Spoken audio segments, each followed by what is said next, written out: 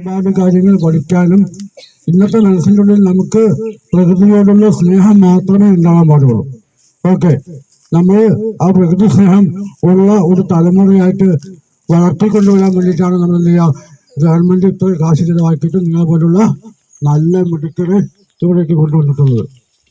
അപ്പോൾ ഇതിന് വേണ്ടിയിട്ട് നമ്മുടെ സ്കൂളിൽ ഇത്ര കുട്ടികൾ പഠിക്കുന്നുണ്ടെങ്കിലും ഇത്ര കുട്ടികൾക്ക് മാത്രമാണ് അവസരം കിട്ടിയുള്ളൂ. കുറച്ച് പേരിലുണ്ടാവുന്ന കുട്ടികൾക്ക് മാത്രമേ അവസരം കിട്ടിയിട്ടുള്ളൂ. അതിനർത്ഥം എന്താണ്, നമ്മൾ സെലക്റ്റഡ് ചിൽഡ്രനാണ് അല്ലേ. അത് തന്നെ നമുക്ക് ഏറ്റവും നല്ല രീതിയിൽ വിനിയോഗിക്കാൻ വേണ്ടി സാധിക്കാൻ ഇവിടെ നിന്ന് കാണുന്നത്, ഇവിടെ വായ് തുറക്കരുത്, ചെവിയും കണ്ണും മാത്രമേ തുറക്കാൻ പാടുള്ളൂ. പഠന ടൂറാണ്. ഒന്ന് മാക്സിമം എൻജോയ് ചെയ്യുക. എങ്ങനെ എൻജോയ് ചെയ്യാൻ പറ്റും? നമ്മൾ ചെയ്യുന്ന പ്രവൃത്തി ഏറ്റവും ആത്മാർത്ഥമായിട്ട് ചെയ്യുമ്പോൾ അതിലൊരു എൻജോയ്മെന്റ് ഉണ്ട്. ശരിയല്ലേ? കളിക്കുമ്പോൾ നമ്മൾ എങ്ങനെ എൻജോയ് ചെയ്യണം? ആത്മാർത്ഥമായിട്ട് ഇൻവോൾവ് ചെയ്ത് നമ്മൾ കളിക്കും. ശരിയല്ലേ? അപ്പോഴാണ് എൻജോയ്മെന്റ്. അതുപോലെ നമ്മൾ ചെയ്യാൻ പോകുന്നത് ഒരുപക്ഷെ നമ്മുടെ ഭാവിയിലേക്കുള്ള ഒരു മുതൽ. കണ്ണീരു കടഞ്ഞു കടിഞ്ഞുൽ പെറ്റുണ്ടായ കരിങ്കനിയേ, കല്ലിൽ മറുകല്ലുരയുമ്പോൾ ചിന്തിയുണർന്ന കനൽ കനിയേ,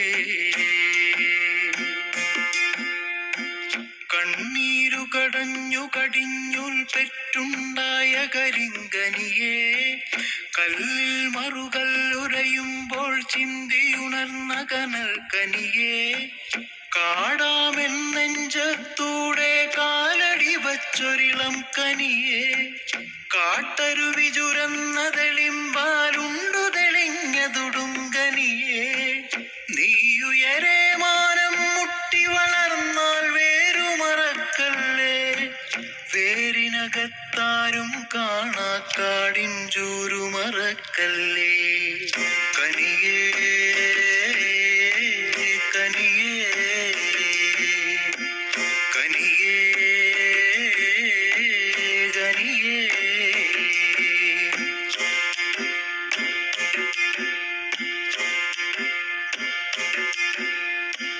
മലമുത്തി പറഞ്ഞ കടങ്കഥ കേട്ടു പഠിച്ച കരൾ കനിയേ, മാനോടുമയിൽ പുലിനരിയൊടു കൂട്ടുകളിച്ച കതിർ കനിയേ. ഓക്കെ, അപ്പൊ നമ്മൾ അതിനുള്ള സാഹചര്യം നമ്മൾ ഒരുക്കരുത്. ശരി മക്കളെ, വരേണ്ടതായിട്ടുണ്ട് ഇവിടെ. അപ്പൊ അങ്ങനെ ഒരു കൂട്ടം നല്ല വിദ്യാർത്ഥികളെ കണ്ടതിൽ നിന്ന് ഏറ്റവും വലിയ സന്തോഷമുള്ള ഒരു ദിനമായിട്ട് മാറിയിരിക്കുന്നു ഇന്ന്.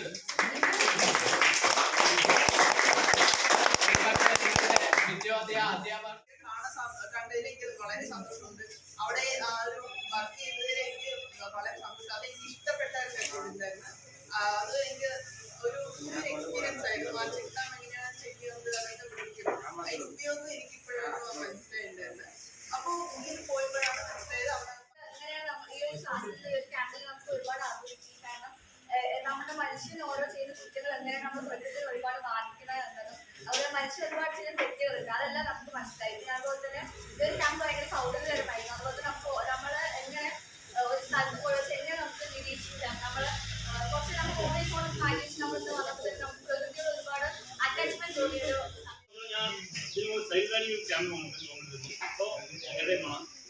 നല്ലൊരു അനുഭവമായിരുന്നു. നമ്മളുടെ ചെക്ക് ഡാം പറ്റിയത് അതിന്റെ ഭാഗമായി കുറച്ച് കിളികളും പക്ഷികളും അതുപോലെ മൃഗങ്ങൾക്കൊന്നും വെള്ളം കുടിക്കും. അത് വലിയൊരു താല്പര്യത്തിൽ നമ്മൾ പോയിട്ടു. കാരണം നമ്മൾ കെട്ടിയ ചെക്ക് ഡാം എന്നാണ് വെള്ളം കുടിക്കുക. പ്രകൃതിയെ നമ്മളെ വേദനിപ്പിക്കാതെ ജീവിച്ചാൽ പ്രകൃതി നമ്മളെ വേദനിപ്പിക്കില്ല. അത് പണം അറിയിക്കും. അപ്പോൾ നല്ല പ്രകൃതിയെ ജീവിക്കാം, ജീവിതം മുന്നോട്ട് പോകാനാണ്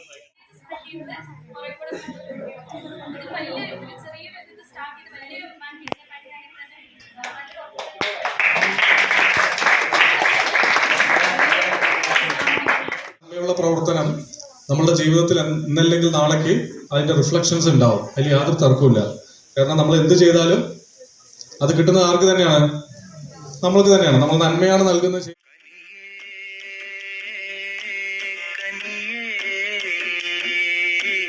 കനിയേ